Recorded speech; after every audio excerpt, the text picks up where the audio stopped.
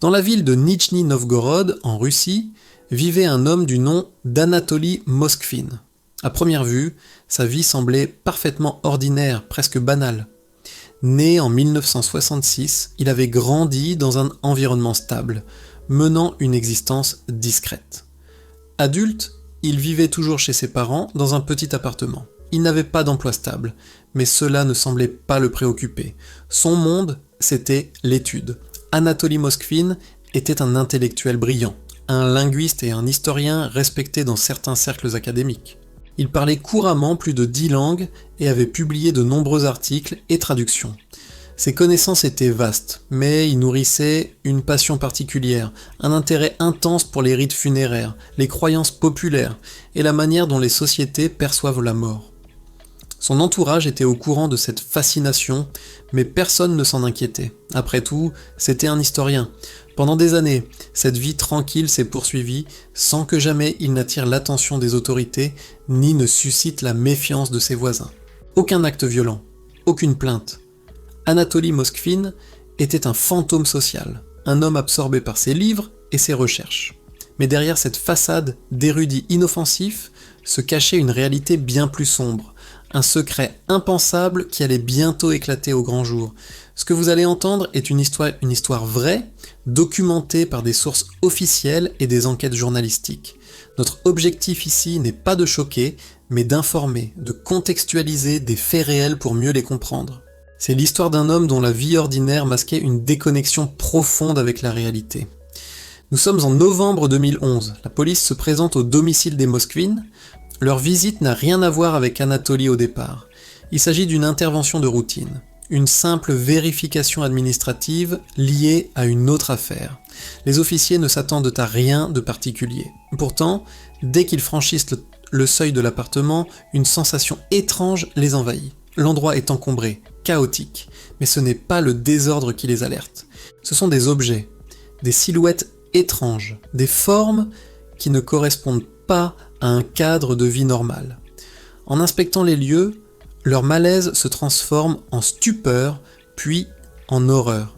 Ils découvrent quelque chose qui dépasse l'entendement, quelque chose que même des policiers aguerris ont du mal à concevoir. L'appartement, partagé avec ses parents âgés, est rempli de ce qui ressemble à des poupées de grande taille, habillées de vêtements d'enfants, disposées un peu partout. Mais ce ne sont pas des poupées. L'enquête qui démarre alors va révéler les activités secrètes d'Anatoly Moskvin menées pendant près d'une décennie. Les enquêteurs découvrent que cet historien passionné par les cimetières ne se contentait pas de les étudier dans les livres. Pendant des années, il s'est rendu dans de nombreux cimetières de la région, agissant sous le couvert de la nuit. Là, il commettait des actes interdits par la loi, profanant des sépultures. Son objectif n'était pas le vol ou le vandalisme au sens classique. Il ciblait spécifiquement les tombes de jeunes filles, décédées des années, voire des décennies plus tôt. L'enquête établit qu'il a exhumé des dizaines de corps. Ensuite, il ramenait les restes humains dans son appartement. Il les traitait selon des rituels complexes, inspirés par ses croyances personnelles et ses recherches sur les traditions anciennes.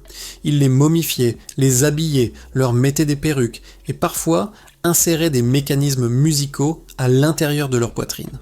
Pour lui, il ne s'agissait pas d'actes de profanation, mais d'une mission. Il croyait pouvoir ramener ses enfants à la vie, ou du moins leur offrir une existence post-mortem. Il est crucial de préciser un point fondamental établi par les enquêteurs. Anatoly Moskvin n'a jamais causé la mort de qui que ce soit. Il n'est pas un tueur. Les décès des personnes dont il a exhumé les restes étaient tous antérieurs et n'avaient aucun lien avec ses actions. Son obsession était entièrement tournée vers ceux qui étaient déjà partis. Il tenait des registres détaillés sur chaque poupée, notant l'histoire de la personne, la date de son décès et les rituels qu'il accomplissait pour elle. Il leur donnait des noms, leur organisait des fêtes d'anniversaire. Il vivait au milieu d'elles, dans un monde qu'il s'était créé, totalement déconnecté de la réalité. Ses parents, qui vivaient sous le même toit, ont affirmé plus tard qu'ils pensaient qu'il s'agissait simplement de sa collection de poupées, un hobby excentrique de leur fils si particulier. Ils n'avaient jamais soupçonné l'effroyable vérité. Face à l'ampleur et à la nature des faits, la justice a immédiatement ordonné une évaluation psychiatrique approfondie. Plusieurs experts ont été mandatés pour examiner Anatoly Moskvin. Leurs conclusions furent unanimes. L'homme souffrait de troubles psychiatriques sévères. Le diagnostic principal posé fut une forme de schizophrénie paranoïde caractérisée par une altération profonde de son rapport au réel et des idées délirantes complexes. Son intelligence et ses connaissances académiques étaient intactes, mais elles étaient émises au service d'un système de croyances totalement déconnecté de la réalité partagée. Il était incapable de comprendre le caractère répréhensible et macabre de ses actes. Pour lui, il prenait soin de ses enfants, il les sauvait de l'oubli. En raison de ces conclusions, le système judiciaire russe a déclaré Anatoly Moskvin pénalement irresponsable. Cela signifie qu'il n'a pas été considéré comme apte à être jugé dans un cadre pénal classique. Il n'a donc pas été condamné à une peine de prison. À la place, il a été interné de force dans un établissement psychiatrique spécialisé de haute sécurité. Les autorités ont estimé qu'il représentait un danger potentiel pour l'ordre public s'il n'était pas encadré médicalement, non pas parce qu'il était violent, mais parce que ses troubles profonds le poussaient à commettre des actes socialement inacceptables et illégaux. Il y reçoit depuis un traitement médical strict. La découverte macabre dans l'appartement de Nijni Novgorod a eu l'effet d'une bombe.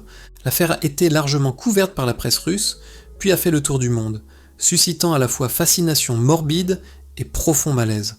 Pour les familles des victimes, la nouvelle a été un second traumatisme, une douleur inimaginable.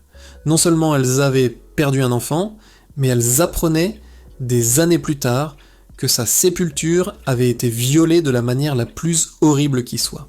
Les autorités ont travaillé à identifier chaque reste humain découvert chez Moskvin afin de les rendre aux familles pour qu'elles puissent enfin offrir une sépulture digne et définitive à leurs proches.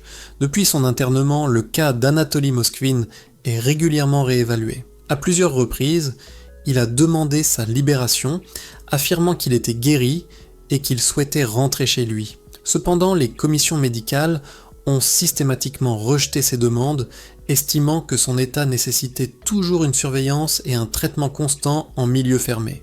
Son cas est devenu une référence dans les études de criminologie et de psychiatrie légale. Il est souvent cité comme un exemple extrême de dissociation mentale, illustrant comment une personne peut commettre des actes profondément dérangeants sans jamais faire preuve de violence physique envers autrui. L'histoire d'Anatoly Moskvin soulève des questions fondamentales et dérangeantes. Comment un tel comportement a-t-il pu rester secret pendant si longtemps? Comment ses propres parents, vivant avec lui, ont-ils pu ne rien soupçonner? Cela interroge notre perception de la normalité et la frontière, parfois floue, entre l'excentricité et la maladie mentale grave.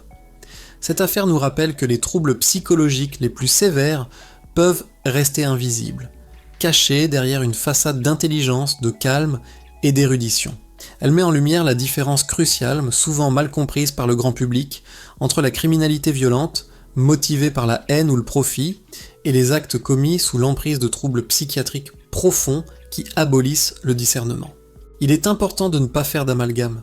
Les personnes souffrant de maladies mentales sont bien plus souvent des victimes de violences que des auteurs. Cette histoire, bien que sombre, est un rappel puissant de l'importance de la santé mentale, de la prévention et de la vigilance collective. Elle nous pousse à être attentifs aux signes de détresse psychologique autour de nous et à encourager ceux qui en ont besoin à chercher de l'aide professionnelle. Si vous ou l'un de vos proches êtes en difficulté, n'hésitez jamais à vous tourner vers des professionnels de santé. Des ressources existent pour vous accompagner. Merci d'avoir regardé cette vidéo jusqu'au bout. Si ce format documentaire vous a intéressé, n'hésitez pas à vous abonner à la chaîne pour ne pas manquer nos prochaines histoires. Prenez soin de vous et à bientôt.